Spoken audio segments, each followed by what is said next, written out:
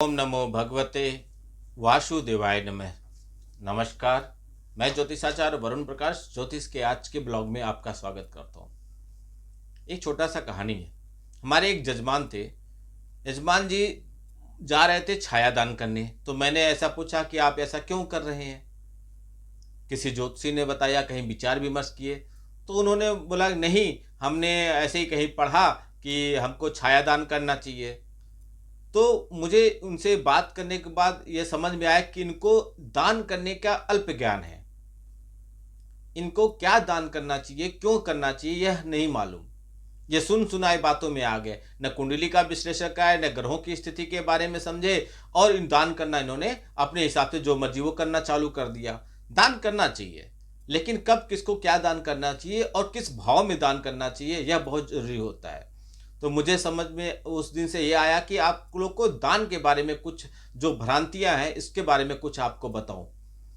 सबसे पहले एक चीज समझिए कि ईश्वर, यदि आप कुछ भी नहीं मालूम, आपको कोई भी मूर्ति आपके घर में नहीं है, कोई भी सामान आपके घर में नहीं है पूजा पाठ से संबंधित, कोई भी विधि विधान आपको नहीं मालूम, कोई मंत्र, कोई उच्चार आपको मंत्र तंत्र नहीं मालूम, कुछ भी नहीं मालूम, लेकिन आप ईश्वर के लिए भाव अच्छा रखते हैं, श्रद्धा रखते हैं।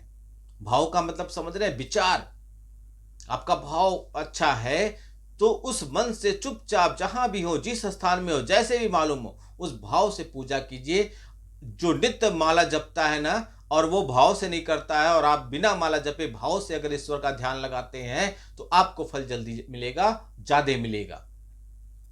ऐसा बहुत आपने सुना होगा हिस्ट्री में कि एक एक चरवाहा था, वो जानवरों को चलाता था जंगल में।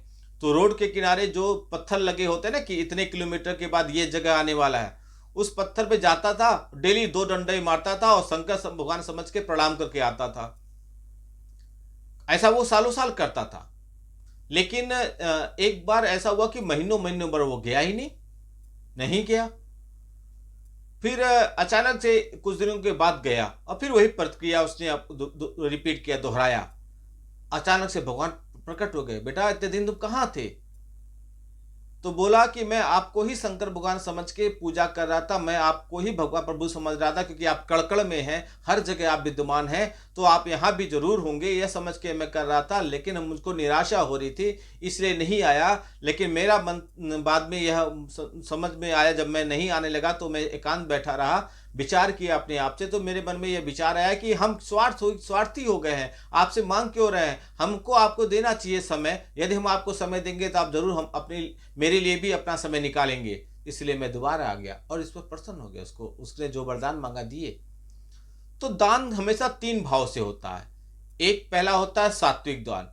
सात्विक दान क्या होता है? सात्विक मतलब सही व्यक्ति और सही समय पर दिया गया दान, जो आपको कुंडली को देख के बताया गया हो कि आप इस समय यह चीज का दान कर दीजिए।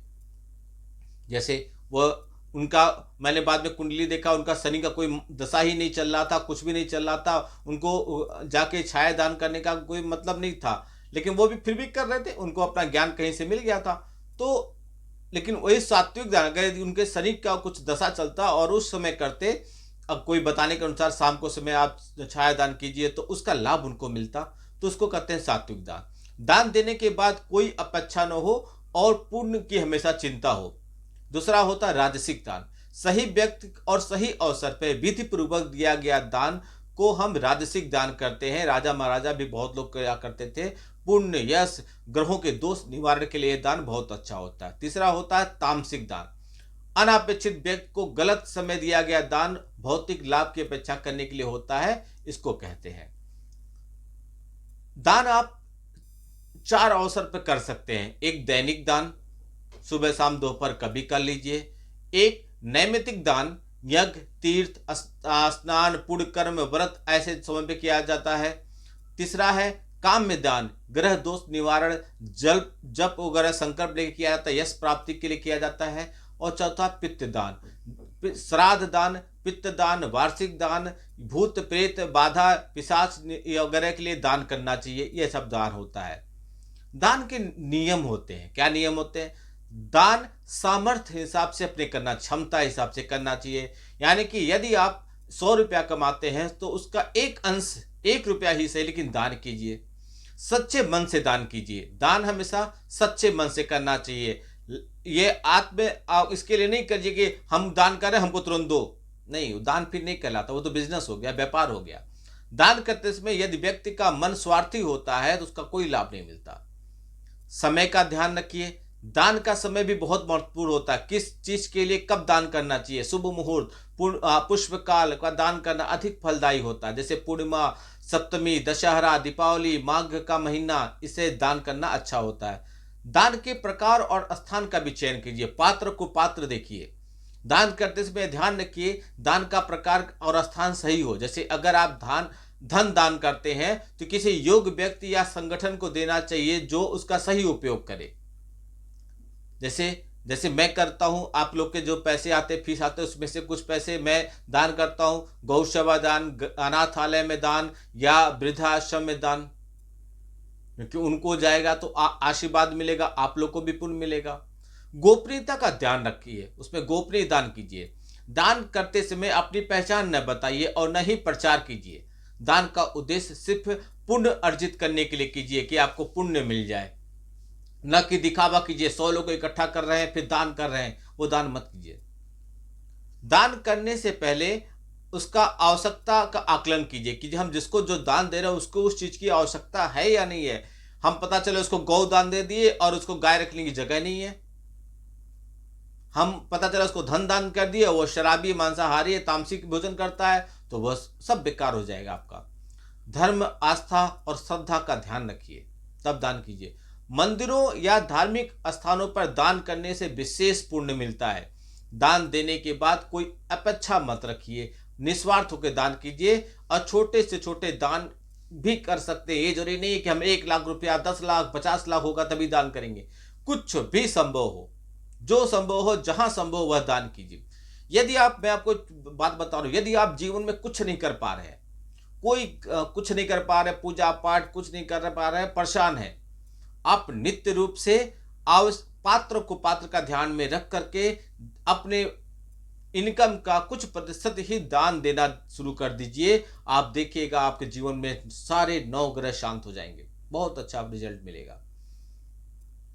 दान देने का अपना अलग मैदान, लेकिन आवश्यकता वाले पात्र को पात्र, किसी को ठंडक लग रहा है, गरीब है, कंबल नहीं कर सकता, कंबल दीजिए। किसी के घर पे अन्न की जरूरत है, आपको लग रहा है जेन्युइन मैटर है, तो आप अन्न दीजिए। किसी को भोजन कराइए, किसी को वस्त्र दीजिए, किसी को मिठाई खिलाइए, जिसकी जैसे आवश्यकता हो, लेकिन पात्र को पात्र का ध्यान में रखकर, तभी उसका आपको फल मिलेगा। यदि किसी व्यक्ति का चंद्रमा, शनि या राहु ग्रह पीड़ित है या नीच हो तो ऐसे व्यक्ति को दान गलती से भी नहीं करना चाहिए। उनका दान सोच समझकर ही करें। इन ग्रहों का, उच्च ग्रहों का आप दान करें तो उनसे बचिए। बीमार व्यक्ति अपने ग्रह निवारण के लिए अनिवार्य रूप से दान करना चाहिए। उच्च या नीच ग्रह का वह तब न देखे। रात में दान न करें। तांत्रिकों को भी रात में दान देने से मनाही होती है। एकमात्र गुरु के आदेश से आप यह कर सकते हैं। यदि गुरु आदेश दे रहा आपको कीजिए। अच्छा, गुरु के बारे में बताएं कि बहुत ऐसे मंत्र होते हैं जो गुरु से लिए जाते हैं, गुरु आपको बताते हैं, तभी उस मंत्र का जाप करने से फायदा होता है। अब आप कहीं हैं, आपने किसी को गुरु नहीं बनाया, आपके कोई गुरु नहीं है, अब आप क्या करेंगे? दुनिया के सबसे बड़े गुरु हैं भगवान भोलेनाथ। उनके मंदिर जाइए, उनको बोलिए, हे भोलेनाथ, आज से आपको अपना गुरु मानता हूं, और उनके सामने बोलिए, हे प्रभु, हे भोलेनाथ, हे भगवान शंकर, आज से आप हमारे गुरु हैं। आज से मुझे अपने शिष्य के रूप में स्वीकार कीजिए और मुझे आशीर्वाद दीजिए। ऐसा लगातार कई बार बोलिए और चुपचाप आ जाइए। और जब भी कुछ कीजिए उनका नाम लेके कीजिए, उनका ध्यान लेके कीजिए। गुरु को मान लिए हैं आप, उनको कीजिए, आपको उतना ही लाभ मिलेगा।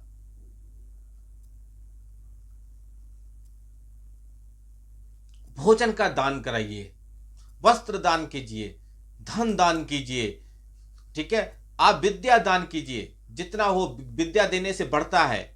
गौ का दान कीजिए, जीवन में एक आध बार अगर मौका मिले तो गौ का दान अवश्य कीजिए। औषधि का दान कीजिए, जल दान कीजिए, भूमि दान कीजिए, कर्म दान कीजिए। कर्म दान क्या होता है? सश्रम, श्रम दान। लेकिन जो विद्वान ऐसे जन जो विद्वान जन है शराब तंबाकू इत्यादि को दान करवाते हैं, ऐसे जातक जो दान करता है वो तो उस पीड़ा से बच जाता है, लेकिन जो सलाह देते हैं वह उस पीड़ा में आ जाते हैं। इसलिए दान का हमेशा बहुत अच्छा महत्व है, लेकिन कब कहाँ किसको क्या दान करना है इस बात का जानकारी यदि आपको है तो दान का बहुत ज़्यादा फल आपको मिलेगा, अन्यथा उससे कुछ लाभ नहीं मिलेगा, उल्टा नुकसान हो सकता है। लाभ उठाइए, वीडियो का बहुत लोग तक पहुंचाइए, ऐसी जानकारियां मैं आपको देता रहूंगा। आप सिर्फ चैनल पे बने रहिए, हमारे सब्सक्राइब कीजिए और जब भी हमारे वीडियो को आए तो आप लाइक बटन दबाइए। आपका दिन शुभ हो, भगवान भोलेनाथ का आशीर्वाद आप पे बना रहे। नमस्कार, जय श्री राम।